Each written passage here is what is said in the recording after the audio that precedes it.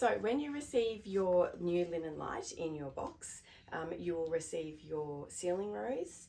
There is a cable clamp here, and then you've got your frame, and your globe will be separate. So you can just plug that in.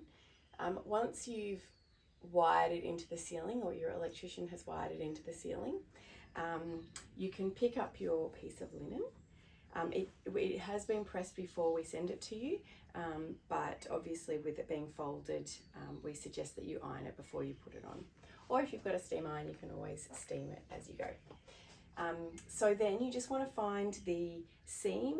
It's just a regular seam that has a hole in one end, and obviously you want that the seam to be on the inside while you're feeding it through. So you just need to open it up and find the hole and thread it on.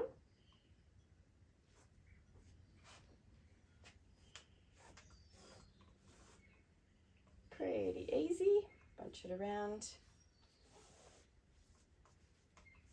So if you need to, you can always do this before the electrician wires it in as well, so you don't feel like you need to put this on afterwards. But just in terms of it getting dirty while the electrician's putting it in, if you can, it's always a better option to do it afterwards, or ask your electrician to clean their hands properly.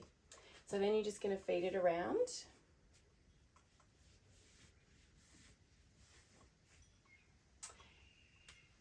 And then you can, really up to you whether or not you have it more in the spiral. You can have a look from underneath and just see how you like it, whether or not you want the piece of the copper sticking out at the end. There's enough fabric to do all of that, so completely up to you. And then the last piece of the puzzle is, although we weight them before they leave the warehouse, we just want to make sure they do move in transit, and you can see that this one's slightly bent downwards, so you can just have a play with it until you can get it straight or you're happy with it. And you may also need to play a little bit with the cable at the top just to make sure it's weighted properly, and your electrician should be able to help you with that as well. Thank you.